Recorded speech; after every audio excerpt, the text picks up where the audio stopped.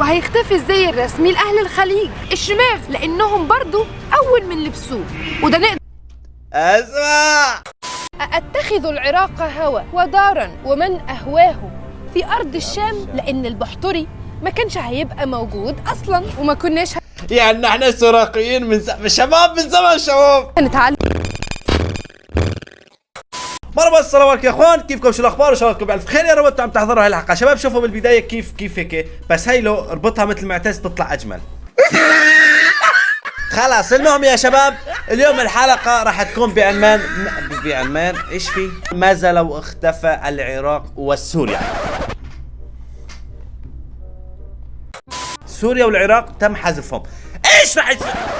ايش راح يصير بالوطن العربي؟ فبس سرقنا بلد اول هذا المقطع، ولا سبق تشترك عندي بالقناه، اشترك في جرس التنبيهات حتصلك شعارات بكل فيديو جديده. وبس يلا نروح ونشوف المقطع، ليتس جو. ماذا لو العراق اختفى من العالم؟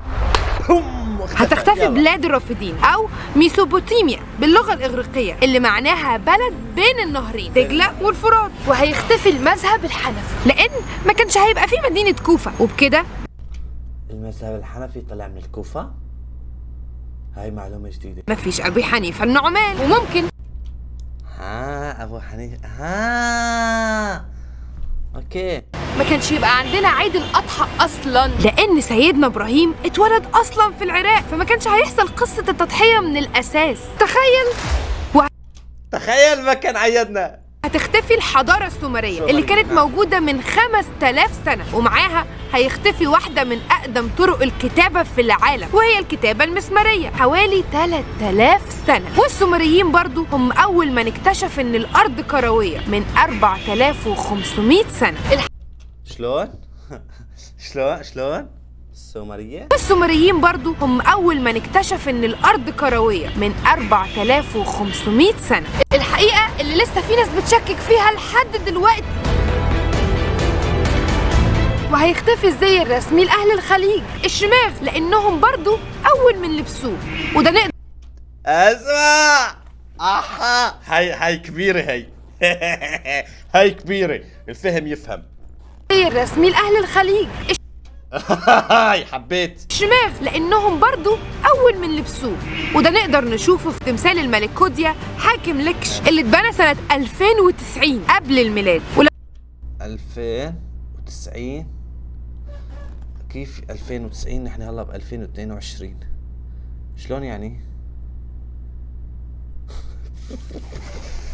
صار عندي تخالط بالمعلومات. لو اختفت العراق هيختفي كهف شندر، اللي عرفنا ان انسان النندرتال اللي كان موجود قبل 250 ألف سنة كان عايش في العراق، بعد ما اكتشفوا 9 هياكل ليه جوه الكهف. وهيختفي اقدم دستور في العالم، مش دستور حمورابي، لا، قانون أرنمو اللي اتكتب سنة 21 قبل الميلاد، وهدفه العدل والمساواة بين الشعب كله. هتختفي أول دولة في الشرق الأوسط عندها تلفزيون صنعت تلفزيون سنة هاي المعلومة حكيتها بمقطع سابق، اللي ما شافوا يشوفوا. 1954. وفي بعدها ب3 سنين سوريا جابت تلفزيون، حكيت لهم انه الموضوع كان موضوع غيري.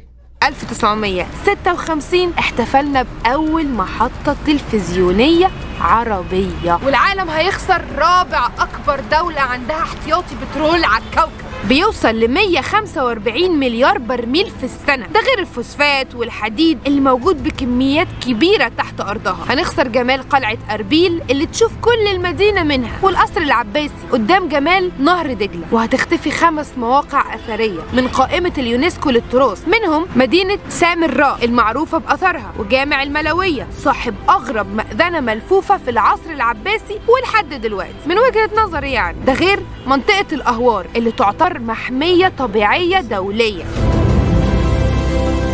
وطبعا هيختفي شعب الكرم، يعني لو رحت عشت في العراق فمش هتحس بوحدة أبدا، كل ما تحتاج حاجة 1000 مين هيقف لك ويساعدك. طب عارف لولا العراق مين كمان كان زمانه مش موجود؟ ابن الهيثم عالم البصريات اللي قدر يفهم ازاي عينينا بتشوف، وعمل العدسة المحدبة واللي كانت أول خطوة للعالم انه يعمل نظارات. غير الفزاري صاحب أول استرلاب في العالم الإسلامي لتحديد أماكن الكواكب. وزها حديد أسطورة العمارة في العالم، وأول امرأة عربية وعالمية تاخد جائزة بريتزكر اللي تعتبر نوبل الهندسة المعمارية. ونادي شباب شايفين كل هالمعلومات اللي عم نسمعها؟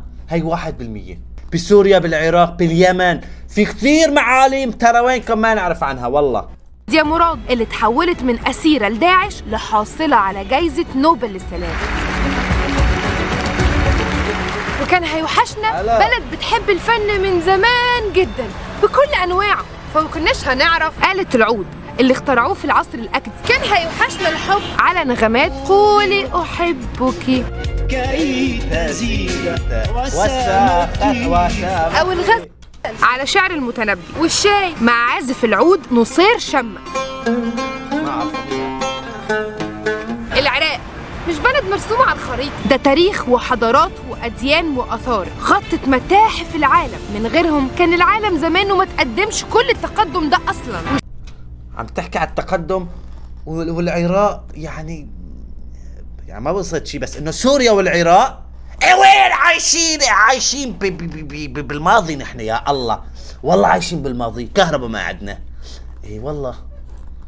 شعب مضياف وجدع وما يتكررش. وهيوحشني خناقتي مع صاحبي العراقي على مين فينا حضارته اقدم، والنبي حاجه تشرف. كل التحيه والتقدير لشعب عظيم وبلد اعظم، العراق الجميل. عشت امنا يا عراق. هذا لو اختفى العراق. تعالوا نشوف لو اختفت سوريا. ماذا لو سوريا اختفت من العالم؟ كانت هتختفي معاها لبنان، لأن سوريا ولبنان في الأصل دولة واحدة فصلها الاحتلال الفرنسي. ولو اختفت سوريا ايش هاد يا عم؟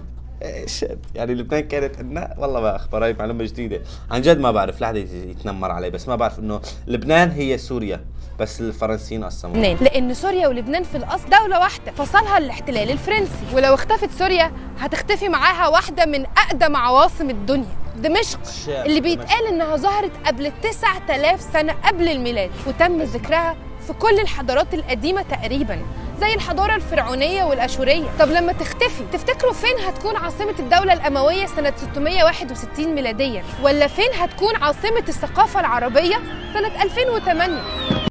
الله ذكرتونا بالماضي الجميل. الله. وما كانش هيبقى في بلد تعتبر عاصمة للدروز، لأنها لوحدها بس فيها حوالي 50% من دروز العالم. ومش بس للدروز، سوريا تعتبر ملجأ لأعراق ومذاهب مختلفة، مكان بيتجمع فيه أكتر من 30 طائفة زي العلويين والشيعيين والإسماعيلية وغيرهم. اختلاف ثقافات خلق شعب مثقف ومختلف جدا. يعني أنا كنت من سكان سوريا والله العظيم، عندنا كل هالطوائف وكذا، بس ما كلياتنا نفس الشيء. يعني ما كان في تحس إنه هذا فلان وهذا علتان، كله كان نفس الشيء عن أي دولة تانية في الوطن العربي. شعب بيعرف المعنى الحقيقي للتعايش واحترام الآخر.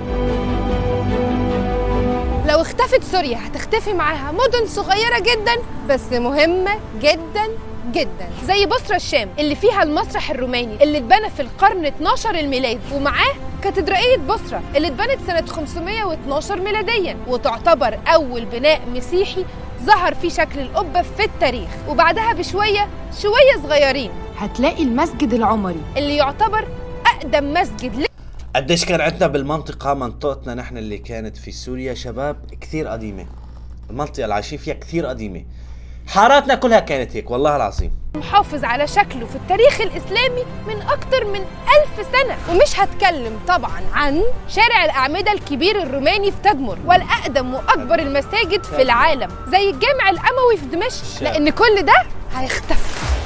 ده يا ريتها جت بس على المباني، لأن سوريا رغم إنها دولة مش كبيرة حجماً ولا عدد سكاناً، إلا إنها ادتنا علماء مهمين جداً زي شادية حبال، واحدة من أشهر علماء الفيزياء في العالم، ومحمد البغدادي. والله ما بعرفهم. مؤسس أول مختبر للفيزياء النظرية في المغرب، وصاحب أول موسوعة فيزيائية باللغة العربية. ده غير مازن المليحان المصنفة على قائمة أكتر 100 امرأة ملهمين في العالم. وطبعا تلاقيك مش عارف ان ستيف جوبز بنفسه ابوه الحقيقي سوري من حق. إيه؟ لا هذا بنعرف، هذا ابوه سوري، يعني جماعة اللي شايلين كلها ايفونات. وكمان ادتنا فنانين مهمين. انا اتصدمت لما عرفت ان سعاد حسني ونجاة الصغيرة ابوهم سوري، ما شفنا في عيون حلوين، واننا عمرنا والله وانا اول مرة اسمع هاي المعلومة. ما كنا هنسمع اتخذ العراق هوى ودارا ومن اهواه في ارض الشام، لان البحتري ما كانش هيبقى موجود اصلا، وما كناش يعني احنا سراقيين من شباب من زمان شباب. هنتعلم الحب مع اختفاء نزار قباني. ولا العالم العربي هيكون عامل ازاي من غير الدراما السورية التاريخية الرهيبة اللي عملها حاتم علي؟ تخيل معايا يا استاذ، يومك في الجامعة هيبقى عامل ازاي من غير سندوتش البطاطس السوري، ولا الفتوش والتبولة والمتة السوري مشروبي المفضل مع صوت صباح فخري الصبح يوم الجمعة. حلوة جميلة لسه في شغلة نسيوها هيك، ريحة الصابون الغار شباب.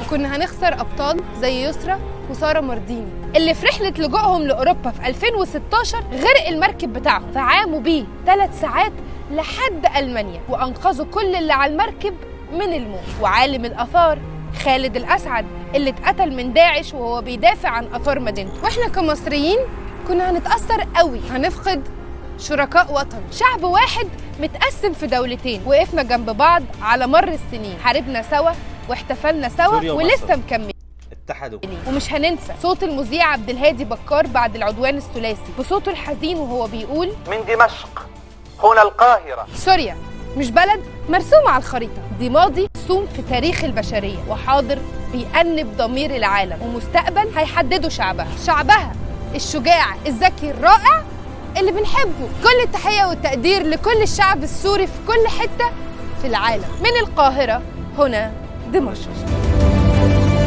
أو من دمشق هنا القاهرة. اوكي شباب، لهم كنت حب مقطع اليوم، اتمنى يكون نال اعجابكم. قبل سكر هذا المقطع، اذا كنت عراقي بتحب سوريا او كنت سوري بتحب العراق، يعني سوراقي باختصار، اذا عملنا هذا المقطع باللايك الله يسعدكم. وبس، تحية للجميع، السلام عليكم.